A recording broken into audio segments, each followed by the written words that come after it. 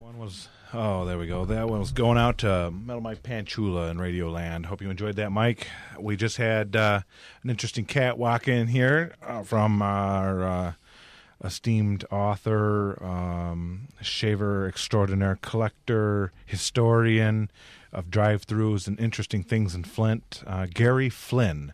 So let me swing some high-dollar microphones around towards him there. Give everybody a hello, Gary. Hello. Get right into that thing like you like it. Okay, move the mic a little closer. How are you doing? There you go. Yeah, we're doing groovy. We're groovier than a 10-string guitar down here. How are you, Doc? I'm good this evening. Gary, what did you bring? You brought a whole pile of stuff into the studio. Well, let's see. Besides my book, Remembering Flint, Michigan, which is available at bookstores all around the area and also online through the usual sources like Amazon. Very nice. Also, I'm a contributing writer of the Broadside, so I brought some back issues along. Broadside, now, that's for people who don't know what Broadside is. Can you tell us a little bit about that? It's a downtown Flint newspaper? Yes, it's an alternative paper, which I contribute local history pieces in.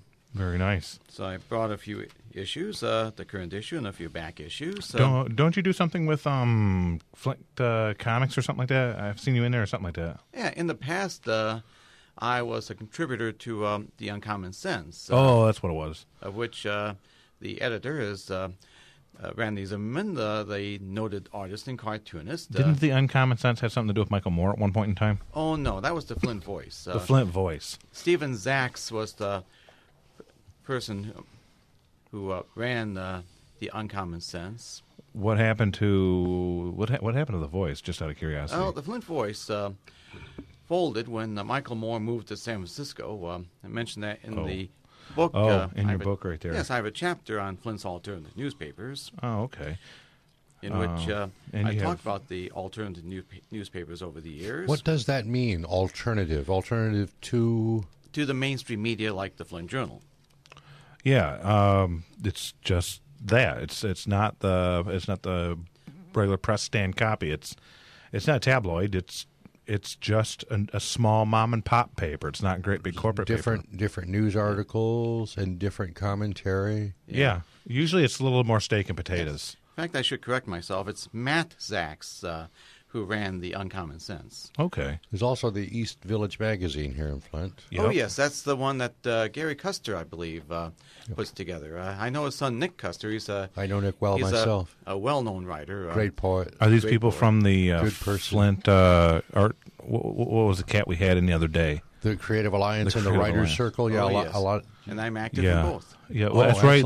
Last week you were down doing a reading down there or something. Oh, yes. I was at the Good Beans Cafe last week. Good Beans Cafe, yes. Every month at the Good Beans Cafe, members of the Creative Alliance would play music, read poetry, talk about various things going on, read writings. In fact, I was there to read one of the chapters of my book because last Friday there was a lecture over at U of M about the history of Autoworld. Oh, wow. Both its planning and its failure. So I wrote the Autoworld piece, which was originally published in The Uncommon Sense 10 years after Autoworld imploded. So I rewrote the piece for the book. Autoworld was such a failure, it failed to implode. Oh, yes. Actually, the purpose was... failed to fail. Now, unlike Genesee Towers, which is a magnificent implosion... Oh, yes. That's kind of like being late for your own funeral, failing to implode. Yes. The old IMA Auditorium, which was imploded in 1997, if I remember right, did not have a basement. So there was no place for the debris to go and other than on top of itself. And also, those giant trusses kept their shape. Yeah, there's a lot of speculation and black helicopter stories about what didn't go down. Too big to fail. Too big to fail. The IMA Auditorium was a well-built structure. That's why it was in February when it was imploded, and the demolition contractor decided that it was just too sturdy a building to implode. I mean, to tear down by conventional means, like. So they decided to shake all the bricks off it.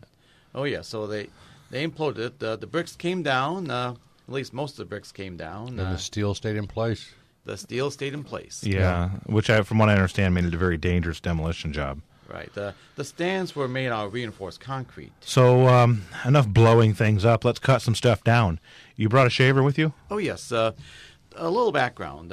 Yeah. Back in the mid-1990s, when the Internet was in its infancy and 56K dial-up modems were the norm, high-speed Internet didn't exist yet, Right. I had decided to set up a website when I signed up for the local dial-up service in Activision, which, by the way, folded last November. I had a website. Man. I had a website called the Electric Shaver Page. Right. And the motivation was when I was given an old electric shaver from around 1980. This was known as a Norelco Rototract. Doc, don't let your mustache get... Internationally, it was Careful called now. the Philishave Exclusive. And this was It's the not very plugged in. first lift and cut rotary electric shaver. It's got batteries. And it's quite bulky. In fact, the hump on the... I wish this was TV, but It looks Yes. like a Star Trek phaser. Yes, Yes. it does. if you Set it to shave. if you look online, just look it up. It's either Norelco, or you could try Philips with one L, or Philishave, Philishave, I am bristling with excitement. Shave. And it's the model HP1601, So what year is that from? 1980. 1980. What's That's the an oldest antique. shaver you have? The oldest shaver I have dates back to shortly after it was invented. It was invented in the 1920s. I think I got one from the 1930s. Does it work?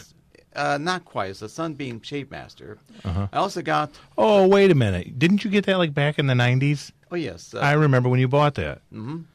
You brought it into the store and showed it off. Yes. And I also have an old single-head Philishave shaver, the very first one. And I use a came straight out. blade. Had just one head. It was a round rotary head, and was shaped like a cylinder. Later on, after the war, they came up with one that was more ergonomic, that was egg-shaped. Egg-shaped. Oh. How is the quality of the shave from this compared to a blade? Not as close as the blade initially, but things improved over the years. And the lift and cut, what they do is each blade has a lifter, so it lifts up the whisker slightly before cutting it. Now, with the shaver technology, is it... I didn't shave. I shaved with electric today, but I got all 670'd up, so I can go be loud and proud here in a little while. But when I use a straight blade and I shave, there's no hair. There isn't even stubble. And not for a couple of days. It's gone. Now, I do get a little bit of a burn, but that's okay because that just means you did a really good job shaving. Now, how close can you get in comparison to like a genuine, real deal razor with an electric shaver? Well, with the newer shavers, you can get really close. We have to be careful because if you get a little too close, you get not just whiskers, but also layers of skin. So Whoa. you wind up having a red face if you're not careful. Yeah, I don't burn my face open. Have I ever looked shaved and burnt to you? No. I don't look like a rock lobster. That could be a B-52 song. Shaver? Yeah, we should travel back in time until the B-52s to make a song called Rock Lobster. I remember back around 1960, Remington had a promotional recording called Music to Shave By. It may be online. It could be on YouTube. Music to shave by? Yeah. Tra-la, tra-la. And it had some very notable singers, such as Louis Armstrong. Cream and Bing on, Crosby. cream off. And these guys put a record together. Now, obviously, they weren't like shaving in the rain, or shaving in the shower. Well, with that thing, you'd be dead. Yeah. Unless you had a GFI, then, of course, it would be just a noticeable blip, and it'd be done. But I don't know. So I what think does your that- girlfriend that- think of your shaver collection? That's an outtake from a Hunter Thompson novel. Well, it's sort of a weird hobby. It's really a cult hobby. Not Cult that many hobby? people collect shavers. You So put cloaks on and So if you go gather on, around in a circle? yeah. So if you go on eBay and look up collectible shavers, Yeah. I haven't spent more than $40 on one shaver.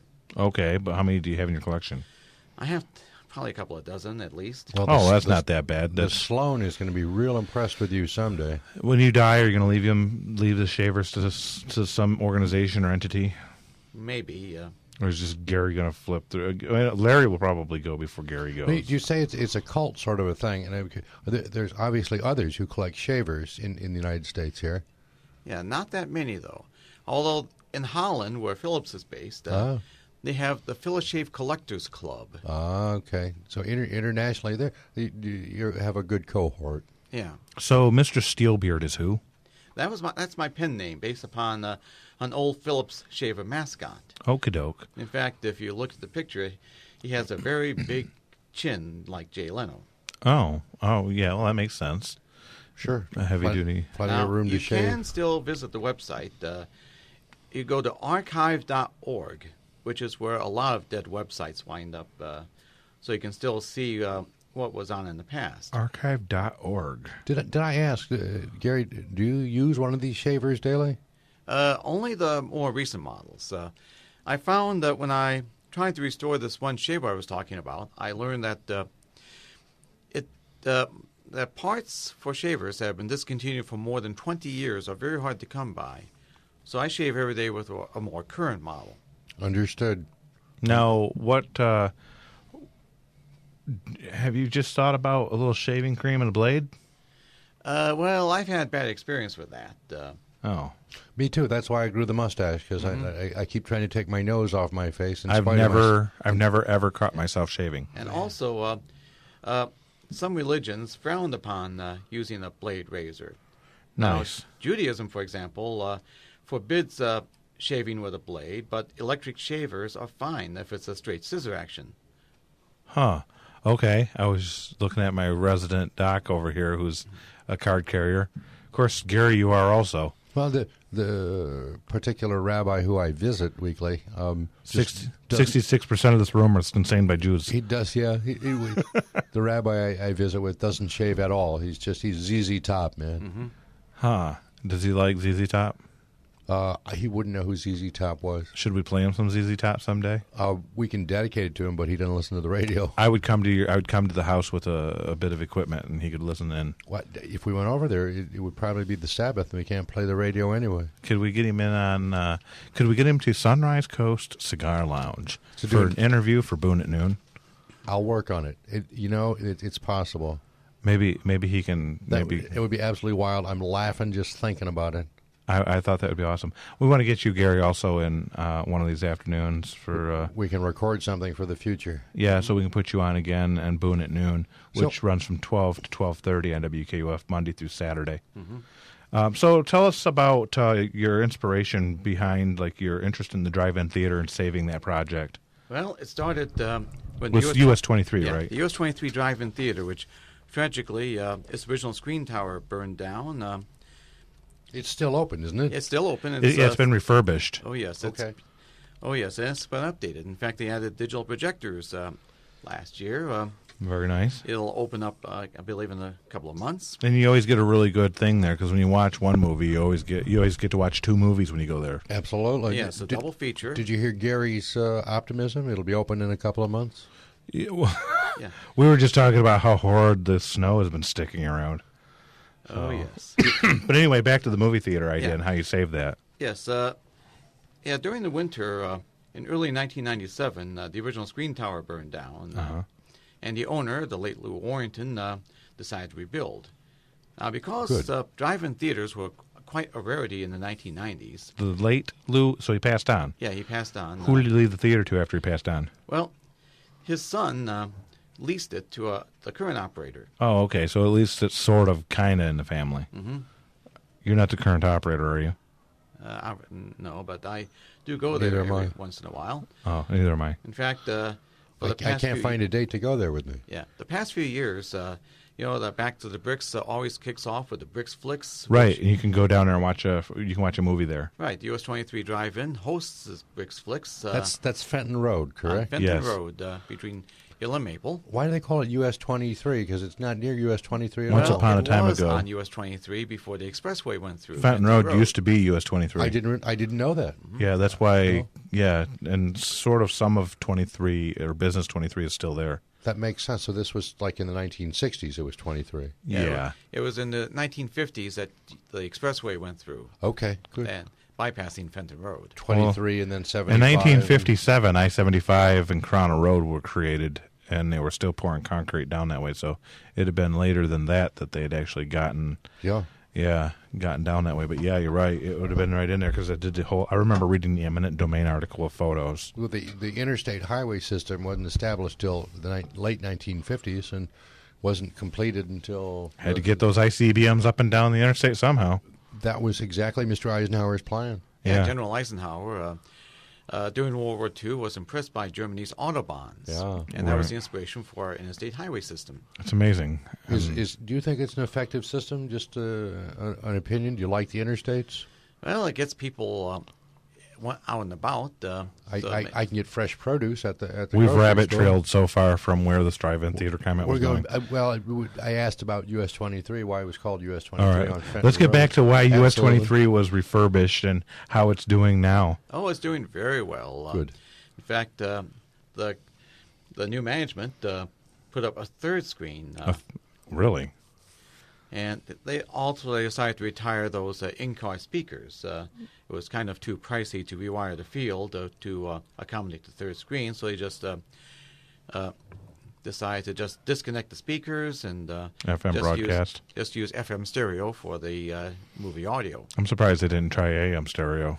They did try AM stereo, but when the original drive-in theater screen tower burned down, it also took with it the AM antenna. No. Which had a good half-mile radius, by the way. So if I'm at 23 watching a movie, I have to have my automobile turned on to listen to the sound. Yes. Right, in which automobile manufacturers may screw you someday by not including an AM/FM receiver. But you can also bring a portable FM radio. You could, if you want to listen to. Well, I mean, the idea originally when you watched the movie on the car speaker, it sounded like you were listening to a tin can speaker. But they also had heaters at some of these drive-in theaters for the automobiles. Yes. Until the 1970s, a lot of drive-in theaters were open year-round. Wow. There's only one year-round drive-in theater left right now, and that's in Dearborn at the Ford Drive-In. Wow. So with the car speaker thing, do people steal those all the time too? I mean, that was probably a problem. Yes, it has been a problem, but so they often, in fact, US 23 had this. They had these very sturdy wires that were very difficult to cut. And I imagine they'd break your window if you drove off with them. Oh, yes, that has happened a lot. GF1 and I were having this conversation the other day when we were talking about, I said, you know what I think I want? I want a drive-in speaker. And You can still get them. yeah, I know, but they're a small fortune, and I'm not going there. Mm-hmm. I have other things in my life. I'm having an estate sale right now. I'm liquefying everything in my universe here on Earth. Why would I need more stuff? But I find it novel, and I appreciate your putting down your experiences and your interest on paper so that generations may read it, Gary, because the book, I have a copy of it, and you pick on fascinating topics that nobody else has actually picked up. You went with like where signage is at right now from old buildings, old businesses and things. Give us some insight on that. Oh, sure. One of the owners of Churchill's, Dan Craney. That's downtown Flint. And he operates... On Saginaw. Right, and he operates Signs by Craney, a leading sign company. Mm-hmm. And when signs are replaced, what you do with those old signs, they would put them in a boneyard. So I went to Signs by Craney and toured the boneyard and took pictures. So I was able to describe what those old signs were. Of course, when a new business takes over and replaces a sign, or if a sign is retired because of a new logo. For example, one of my neighbors over at, I work at IO Software in the Yorkshire Plaza on Miller Road, and one of my neighbors is... G3314 Miller Road, Yeah, just a quarter mile east of the I-75. Yeah. I could do the TV over voice right now. One of my neighbors is Signorama, which offers signs of various kinds, including the outdoor signs. Sure. And because they have a new logo, they replaced the sign with a new logo. We actually just had some requests come in. We got it's coming up on time to identify the station, pay the bills. We'll be right back with Gary Flinn in just a sec here. We're going to throw it out right now. And where on earth is that cartridge? The Major Boondoggle Report is made possible by Sunrise Coast Cigar Lounge, Miller Road. Telephone number 720-5554. Thank you, Moses.bz. Moses.bz provides scanner feeds for police, fire, EMS, amateur radio. Also provides the WKUF web feed you can listen to at WKUF.FM. Flint Tint, another proud underwriter of WKUF LP, Flint 94.3 FM. Flint Tint is located at 1928 South Dort Highway. Hours, Monday through Saturday, 10 a.m. to 6 p.m. Phone number, 813-507-3402. Flint Tint offers a full line of automotive, residential, commercial, and safety and security films. Flint Tint also does vinyl graphics.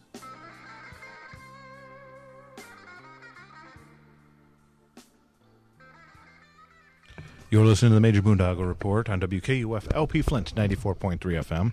And we have a special request that just came in. We'll play a little bit of music through for birthday celebrations going on right now on the west side of Michigan, believe it or not, all the way out to the water. So out there to Tony, have a good afternoon, evening, whatever the case may be out there.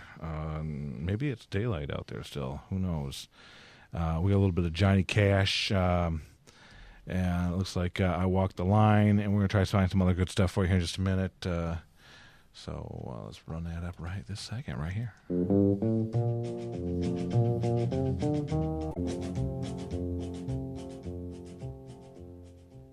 going to send that one out to Anthony. What on earth is that? That doesn't belong in there. We don't know what's going on with that stuff. There's just a ruckus going on back there. Anthony, happy birthday. Hope you're having a fun time out there, and you got some people out there. Doc, go ahead and throw it out there. Folsom Prison Blues. Is that what you got up? Yeah, it is. Tony? Yeah, this is Big Block Rock Block, Tony, Anthony. Well, Tony, if you're not having fun, blame yourself, put it together, and start having fun. Yeah, don't blame others. So make lemonade, man. You're not having enough fun if you're on the phone with us right now. Right. Well, I don't know. Could be having some fun. Maybe he'll call back and snitch on himself. Maybe we should Skype him. I don't know. Put him in the studio virtually. That'd be too much difficulty right now. Anyway.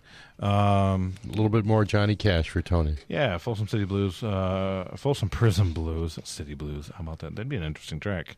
Going out right now to Anthony. And Anthony, Doc says, friend him again. All right. You're listening to WKUF LP Flint 94.3 FM at the campus of Kettering University. In black.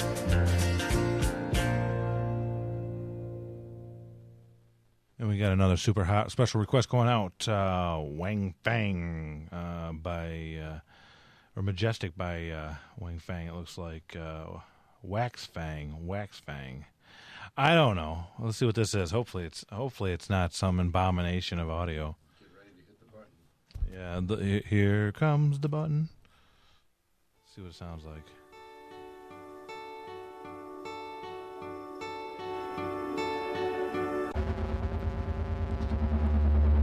Well, that's kind of trippy.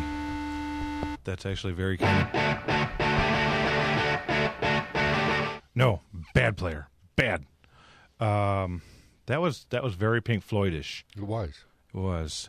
So, Gary, gypsies, tramps, and thieves selling bottles of Dr. Hood. Exactly. What? Get up onto that microphone there, like you like it.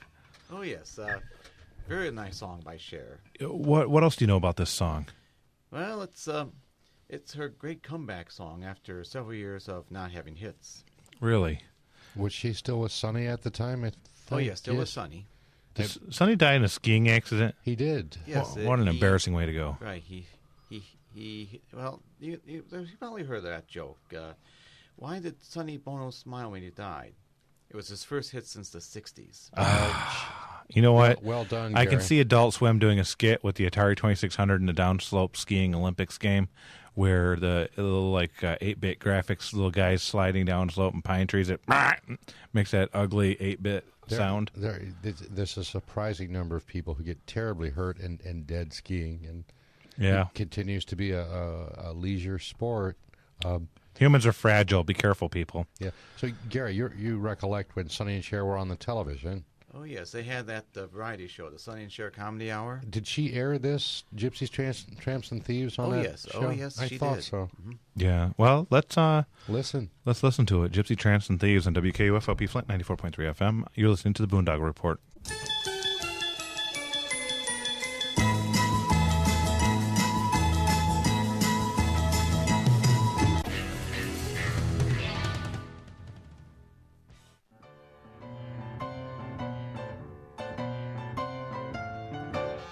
This is a cover, Sweet Child of Mine. Scott. Can't even read the writing on this. Special request going out to our maniacal musicologist.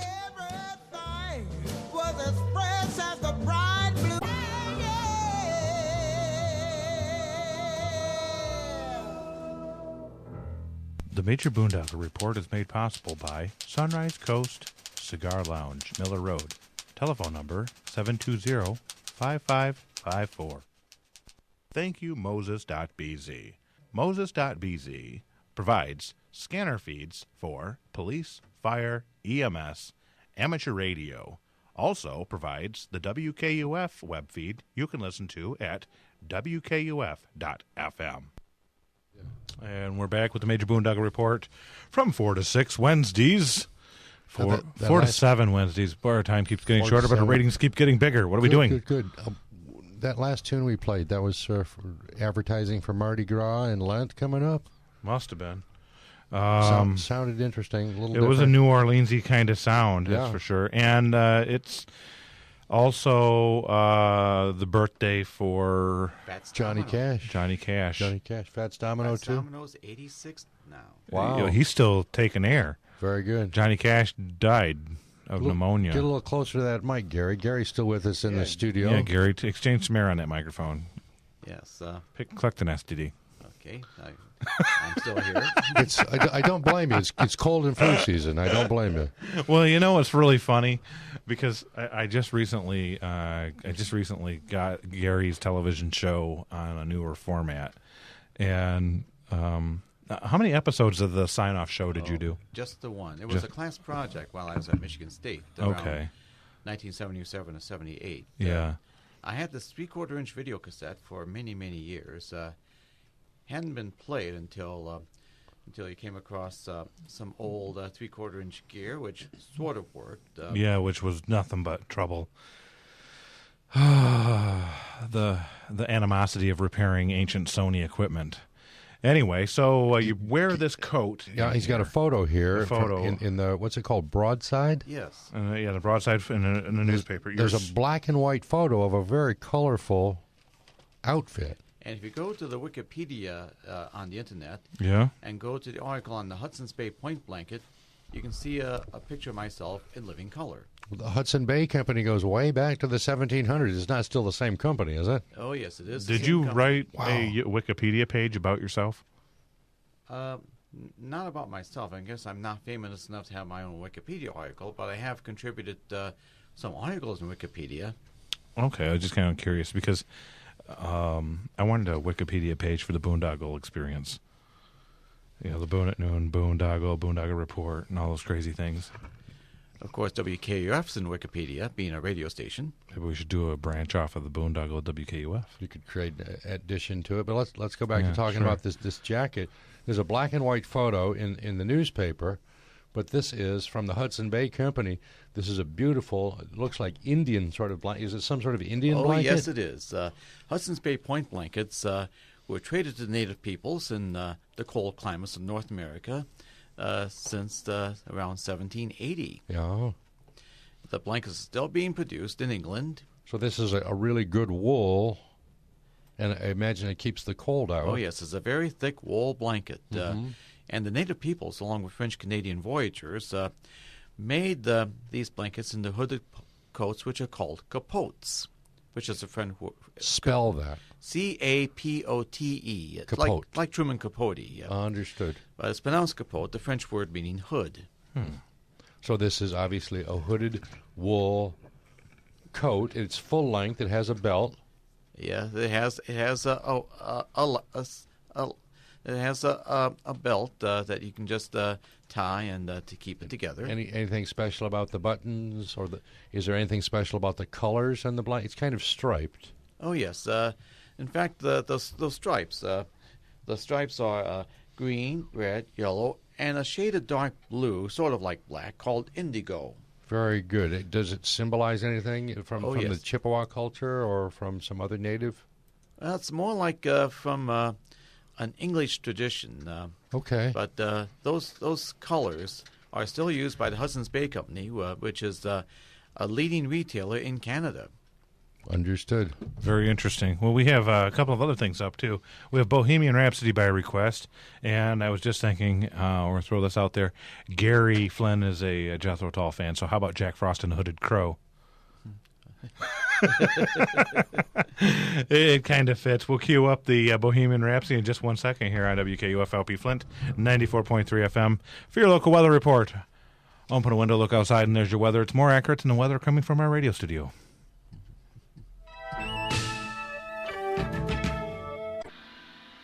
You're listening to WKUF LP Flint, 94.3 FM, the Major Boondoggle Report. I'm Major Boondoggle. I'm Dr. Jeff. How are you? And today in the studio we have Gary Flynn. Well, Gary, what's the future hold for you?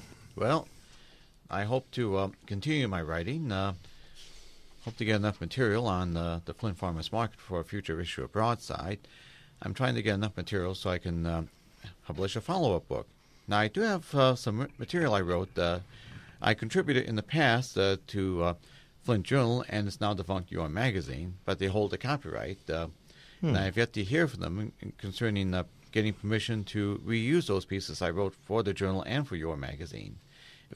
If enough people could contact the MLive or the Flint Journal about my old pieces, that would speed up the process of getting that follow-up book published. Do you suppose they're holding that up on purpose? Well, it's just a matter of finding the right people. Of course, I've sent messages, including a certified letter, which got the green postcard return, but still no word. What is left of the Flint Journal? Well, it's based now on South Saginaw Street in the much smaller quarters, and the printing is, I believe, based in Bay City. And they call it MLive now, right? MLive, yes. Yeah. If you subscribe to the print paper, even 1 day a week, they're currently offering something where you can connect with MLive over a whole bunch of resources. But back to Gary, I don't know what the content of your second book is. That's part of your future once it gets published. It would be basically my old articles that were in Broadside and hopefully some other media, and rewritten to become chapters in the book. Very good. Well, best of luck. Yeah, very good, Gary. We've run out of time with your segment here. It looks like the chief of police for Kettering has sent down one of his troopers, and he is going to do the campus safety moment, and we'll stress the safety issues that we are concerned about at Kettering and keeping this campus and surrounding Fraternity Row and everything a very safe and happy and educational environment. I really appreciate you coming down here. This was a blast. Yes, thank you very much for inviting me. So It was a pleasure. Remember to check out your essays for Jethro Tull, too, as a fellow Jethro Tull fan. Okay, So thank you. take care, Gary. Okay. You're listening to the Boondoggle Report on WKUF LP Flint, 94.3 FM on the campus of